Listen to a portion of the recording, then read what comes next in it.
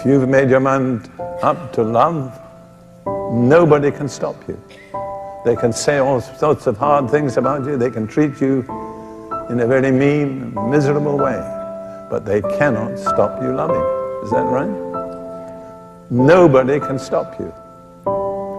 The perfect example of that is Jesus. They did everything to him. They beat him.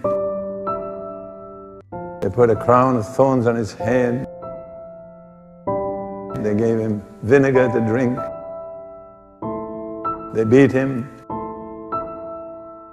They abused him. They reviled him. They pierced his hands and his feet. But one thing they could not do was what? They could not stop him loving. He loved them to the end. You see, if you love with that kind of love, nobody can stop you. It's the perfect law of liberty. You are the only really free person on earth, because nobody can stop you doing what you want to do. Isn't that wonderful?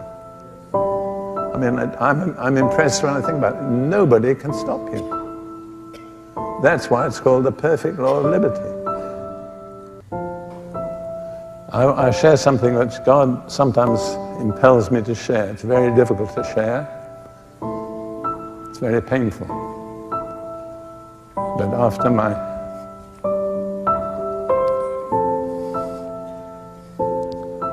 after God called my wife Ruth home to himself,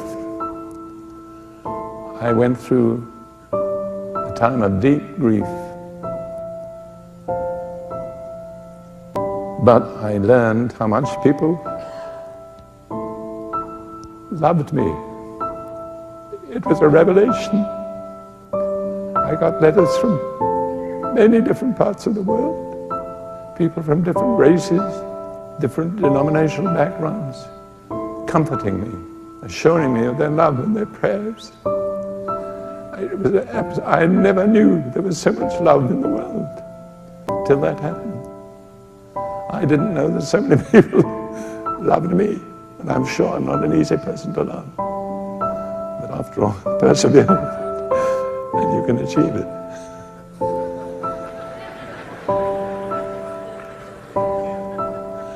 But I got one letter from a lady, I don't even remember her name.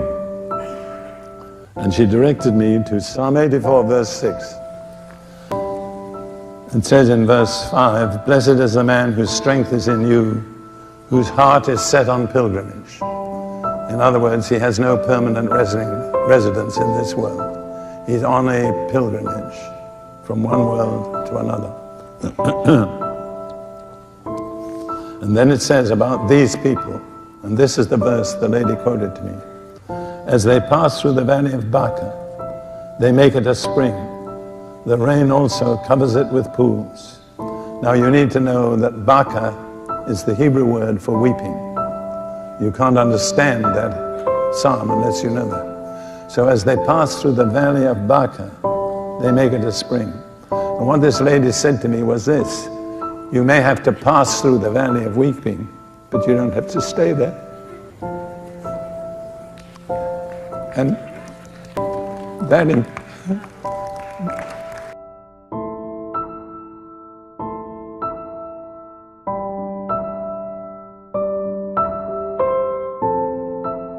that impacted me so deeply that I couldn't read any further for 1 hour. I just sat and gazed at that verse. And God did something. It says, as they pass through the valley of Baca, they make it a spring or a fountain. And at that moment, God opened a fountain inside me. Something I mean, I've been a Christian nearly 60 years, speaking in tongues and doing all those things. But there's something completely new happened in me. A spring, a fountain was opened inside me. And it was a fountain of compassion.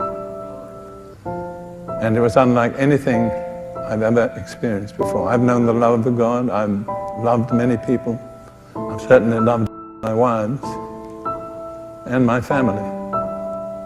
But this was something not from Derek Prince. It has another source. it was a spring, it was a fountain, and it was compassion. And I had never experienced anything exactly like it before.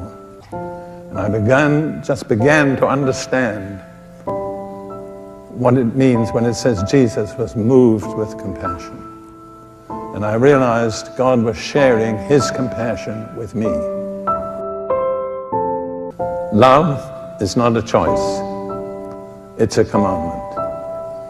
Jesus said, I'm not giving you a recommendation, I'm not making a suggestion, I'm giving you a commandment. Love one another. How are we to love one another? The same way that Jesus loved us. That is an unselfish, self-giving, seeking first the good of others. Jesus said, if you will have that kind of love, the whole world will sit up and take notice, because they don't see it. They don't see it anywhere. What they see is selfishness, self-seeking, grabbing.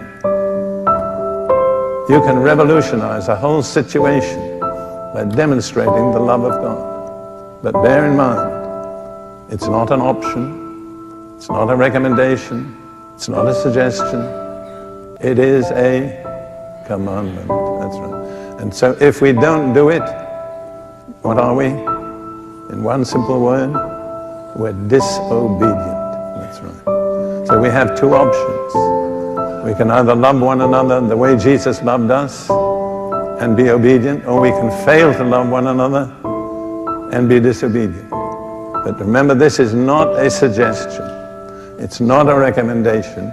Jesus said very clearly and precisely, it is a commandment. But God has given me a supernatural concern for orphans, widows, the poor, and the oppressed.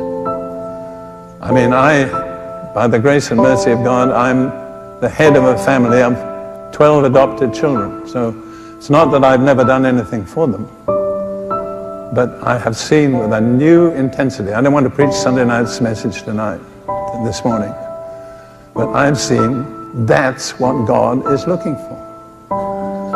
We can talk as much as we like about faith and righteousness, but if we do nothing for the people who really need us, we're just using empty words. And there's no shortage of people who need us. That's one thing we cannot complain about. They're not far from any of you. There are people who desperately need to be loved. They're lonely. They're not cared for. They have no answers. They're desperate. And you don't have to walk far from where you live to find people like that. I'll talk to you. If God wills and we live, I'll talk to you on Sunday night about that. But I've come to see that this is the, what would I say? It's the purpose of God. It's what God is waiting for. I was preaching, even before I had this experience, I was preaching in the state of Virginia to a group of black brothers. And at the end of the message, a young black man came up to me and he said, "Brother Prince, would you pray for me?" I said, "What do you want?" He said, "That I may speak to people with the same compassion that you have." I looked at him for a moment. I said, "There's a price to pay." Because I knew I was paying the price. He was silent for a few minutes. Then he said, "I want it anyhow." And I prayed for him. I don't doubt that God's hand is on that young man's life. I want it anyhow, no matter what it costs.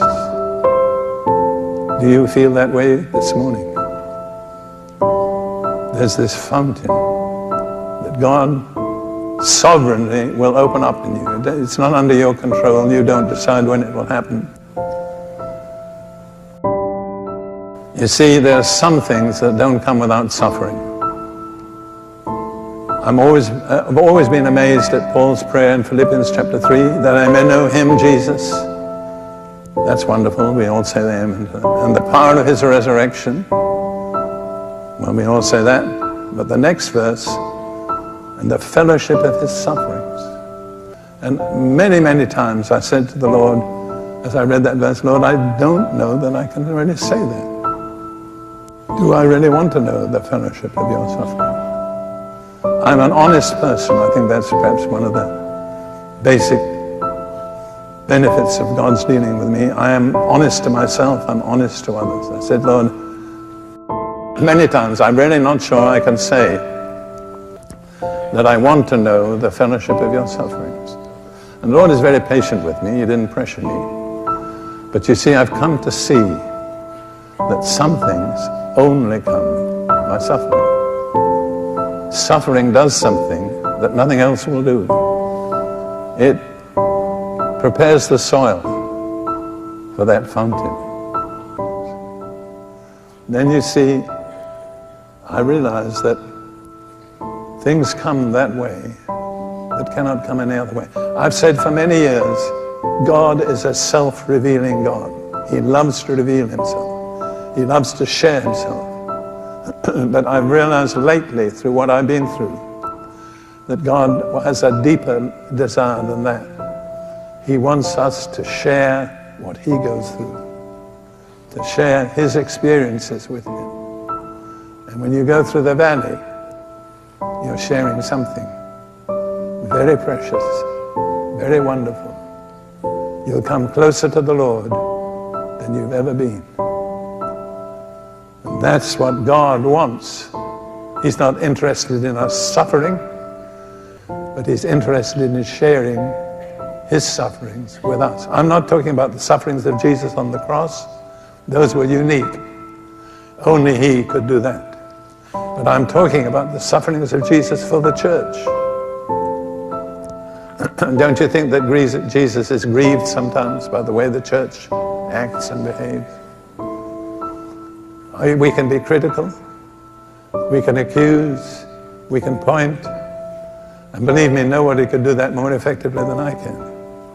But that's not what God is waiting for. He's waiting, will you share my deep concern for my bride, for the one I love so much?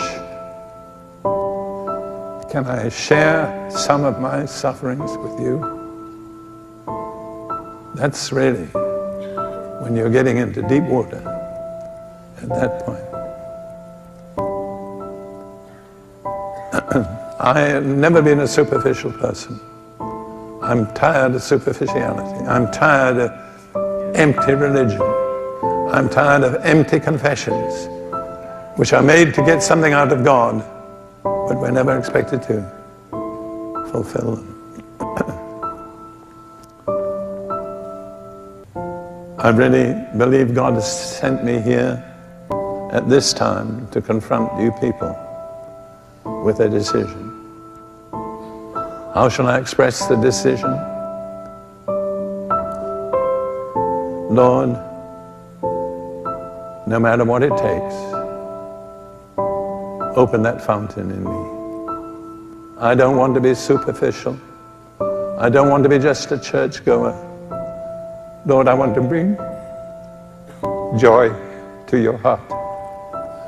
I want you to be satisfied with me, not with what I do, but with me.